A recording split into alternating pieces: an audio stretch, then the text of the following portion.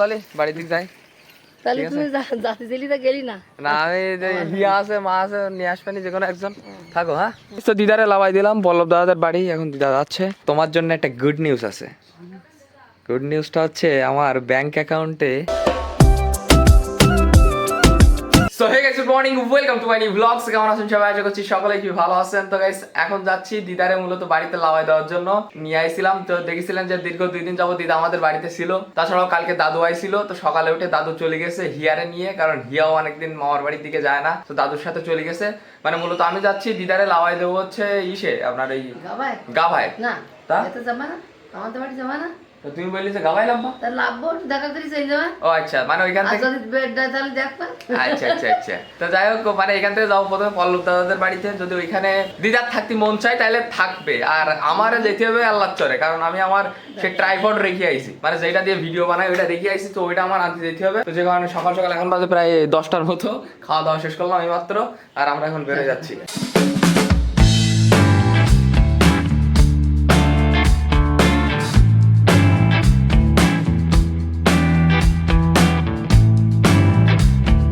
তাহলে বাড়ির দিক যাই।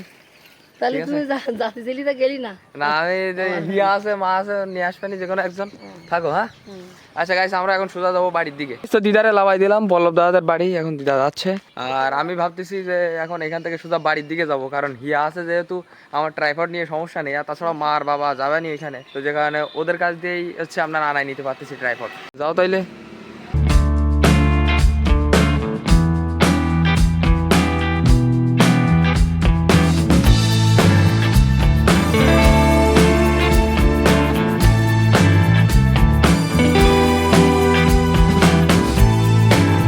গাইস তো দিদারে লাভাই দিয়ে ফাইনালি বাড়িতে পৌঁছে গেছি।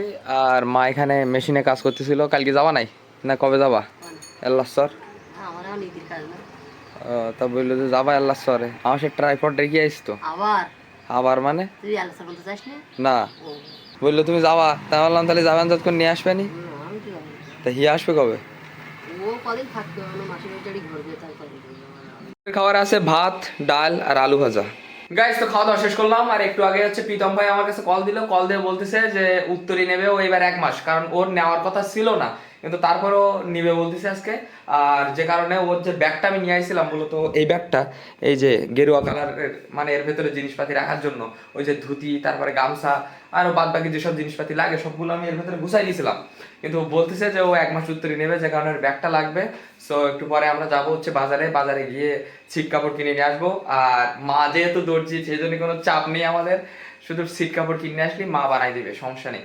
তো যে কারণে ভাবতেছি যে এরকম একদম সেম টু সেম এরকম ধরনের একটা ব্যাগ বানাইতে হবে। কিন্তু আমি বাজার থেকে কিনে নিয়ে আসবো মূলত সাদা কাপড়। এখন সাদা কাপড় ওইটা মনে করেন গেরুয়া রং করে, যেভাবে আমি আমার ধুতিগুলো মানে রং করেছি সেম ভাবে ওইভাবে রং করবো ব্যাগটাও। আর এর যে ব্যাগটা আছে সেটা হচ্ছে আপনার মানে কমলা কালারের, গেরুয়া কালারের না। তো যে কারণে এটা অতটা মানানসই হবে না, বানাইতে হয় অবশ্য গেরুয়া কালারের।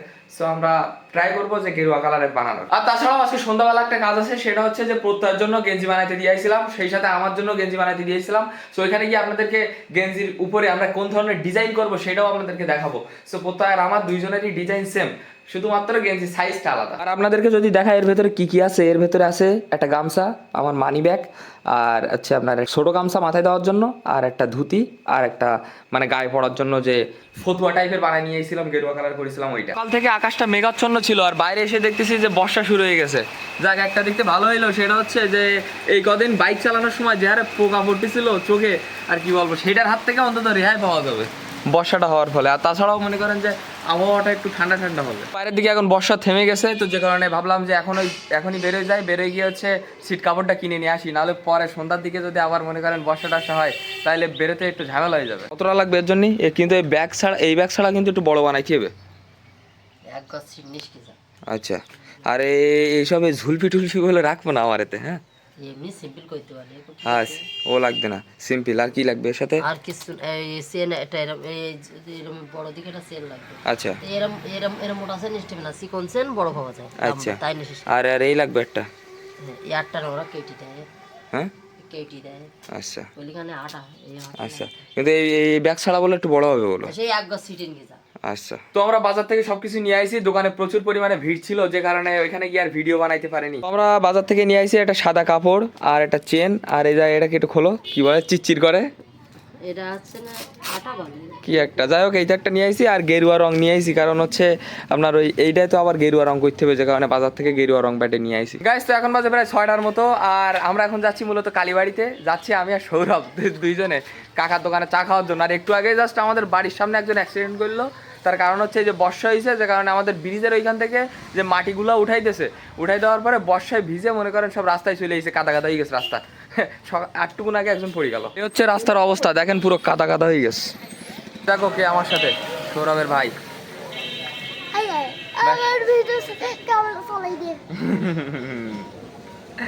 ক্যামেরা অন বলো, তাহলে কি করতে হবে?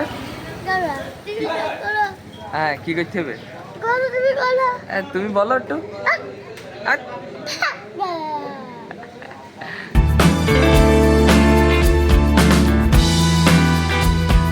গাইস তো আমাদের চা চলে আইছে, কিন্তু আমরা হচ্ছে একটু জায়গাটা চেঞ্জ করলাম, আমরা ওই কাকার দোকান থেকে একটু এই কাকার দোকানে আসলাম। তখন চাটারে খাই দেন বাড়ির দিকে যাবো।